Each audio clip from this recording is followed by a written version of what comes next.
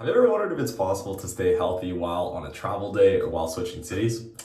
Well, today's your lucky day. It is bright and early. It is 5:30 a.m. right now, and in Argentina, this is basically like dinner time. Today I'm flying to Santiago, Chile, just for the weekend, and I want to go through how I stay in shape on a travel day, especially going to the airport, going to a new city, getting settled in, all of that. So we're gonna start to finish. Like I said, we're just kicking things off. So without further ado, let's get into the video.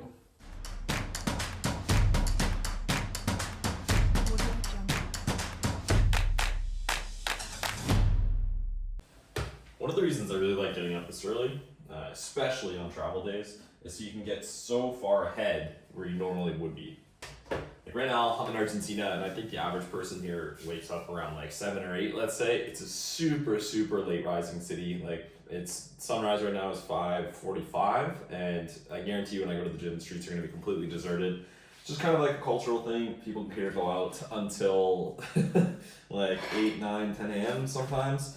So, this early in the morning is super, super quiet to go to the gym and get some productivity done.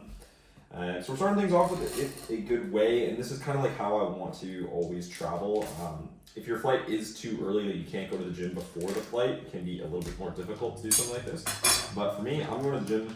I'm having 2 breakfast sandwiches here. I've got this is jamon, so ham. Just doing like a little ham and cheese breakfast sandwich with some watermelon on the side. So trying to eat as healthy as I can to start the day. I'm not slicing my hand off with this super unsharp knife. And there's a couple reasons for that. I think it starts your obviously day off in a good way. If you go to the gym right away, everybody knows that. But secondly, like when you're traveling, it's so easy to get into temptation of just like eating like shit food or not exercising as well as you should be, or just like drinking alcohol, kind of nilly-willy. And then it kind of just spirals out of control from that, I find. So if I can set the tempo early on for my trip, eat healthy right out the gates, then I'm going to be in a good place. So I'm going to do like a little tiny bit of prep work to make sure like I have my boarding pass and everything. I'm going to finish my breakfast sandwiches here, and then we're going to head to the gym, and I'll see you guys there. Lately, I've been dealing with a little bit of sciatica pain, so today's gym session was a little bit of a leg day, but I spent a lot of time doing warm-up and actually stretching, trying to get my lower body limber, and I know I'm going to be on a flight today too, so I want to make sure I'm doing a lot of exercise and prep work before that. All right, gym is done. We're recording this on my iPhone as well today. I wanted to try something different, see how it is to be traveling without my main camera, so we're just recording with the iPhone. I'm at 11,000 steps for the day already. It is just about 8:20 a.m. My flight is at 11:45, so I'm just gonna get showered and changed here. Head to the airport, get a little coffee on the way, of course. But for me, like I always try and get at least 10,000 steps in before my flight on that day. I know sometimes that's not possible if it's like a 1 a.m. or 2 a.m. flight, but what you can always do is get to the airport and actually just pace around a little bit. Most people aren't really gonna give a shit or notice that someone's doing like laps around the terminal. So that's something I always try and do. That way, once you get there, it's just one less thing you have to worry about. I am a little bit tight for time, so I'm gonna jump in the shower here, get changed and get ready and head out to the airport, and I'll see you guys there.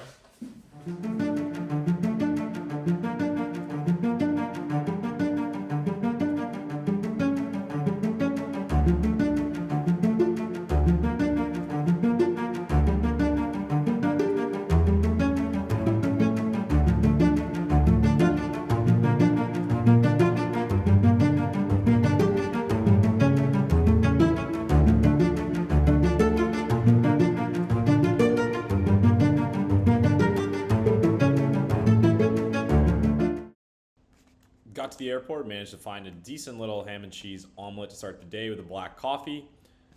A couple hundred more calories, then we're headed to the hotel. All right, we finally made it to the hotel. Been a long travel day, but that's really kind of like what separates the really fit people from those who struggle to consistently stay in shape. Is even though those days when you're traveling, when you're tired, when you're exhausted, you still have to put in the work consistently day in, day out. I can say like absolutely from experience, I used to be someone who like when I was hungover, I would just spend like Sundays in bed, order Uber Eats, McDonald's, literally not leave my bed at all for the entire day, just watch movies and sleep. And it is so detrimental to your overall goals when you have one of those days that sets you back like literally a week. You know, if you think of it more of like on a numeric basis, right? Let's say your calorie deficit, you're trying to lose a pound or even just like stay shredded, you know, and you're, you know, throughout the week, you're like maybe like a 500 calorie deficit, and then Friday, Saturday, maybe you're like 1,000 calorie surplus, let's say. So throughout like Monday through Thursday, that's gonna equal out to Friday, Saturday. So you're pretty much on zero for the week. But then let's say Sunday, you don't do anything and you muck McDonald's like hard, let's say, or Domino's, Pizza Hut, whatever your guilty pleasure is. Let's say you go to town and you do a number on one of those things. Then you all of a sudden burn 0 calories, or even like just like your normal basal metabolic rate, let's say of 1,000 to even say 1,500 calories, let's say. But you consume 3,000 calories on that day, which isn't even like saying a lot. Like lots of people order an extra large meat lovers pizza, dummy that for 4,500 calories, maybe get a Coke in there. So now you're like 5,000 calories. Let's just for the sake of argument say it's 3,000. So your surplus for that day on Sunday, if you don't do any movement, is like at least 1,000 to 1,500, which over the period of the week where you've already at zero, you're actually gaining weight throughout that week. I know it's kind of crazy to think about like, wow, I exercised 6 days this week. Like I was so good with my diet throughout the week. Yeah, I had a little bit of food on the weekend, but it actually makes the literal difference between being in shape and not being in shape. Like when I was my most shredded, weighing like right around 150 pounds at 5'11", I was 7 days a week cardio. Throughout the week, I was never cheat mealing once. I was eating like 1,600 calories a day when I was my most shredded.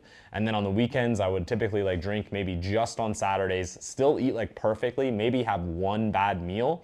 And then if I had that, and if I didn't Sunday reset back to normal, get back on my diet and go to the gym and do a bunch of cardio, I would gain like easily 1 to 2 pounds on that week, just because my body was absorbing all that glycogen and my stores were just filled up immediately with a heavy carb meal. Not to say you shouldn't go out and enjoy yourself, but it's just important to understand if you do want to really, really dial in your physique, make sure you're getting the most out of your day-to-day in the gym, in your steps, in your diet, in your nutrition, in your exercise, in your sleep, in your life. You may need to get a little bit more focused with your priorities, and that's just how it works. So I am pretty tired. I am at, for the day, let's take a little look-see here. I am at 14,700 steps for the day, and I still have to go find dinner. So I'll likely end up somewhere around like 18,000 to 20,000 for the day, which is pretty good, all things considered. And I'm happy with the progress for the day. And yeah, hopefully, you know, a few more days like this of vacation, or I guess even just travel, enjoying Chile, should be good for my mind, body, and soul. So that is gonna be the video of how I deal with staying in shape on a travel day. Hopefully it was useful to see what I've eaten. I'm gonna go out and find something relatively healthy, probably get like some kind of poke bowl or some kind of, I don't know what I'm feeling, maybe some fish and veggies, something like that. But anyways, hopefully this video was useful. If it was, feel free to leave a like or comment in the section below. Always helps the algorithm. As always, my name is Alex. Welcome back to Lifting Nomad. We'll see you in the next one. Peace.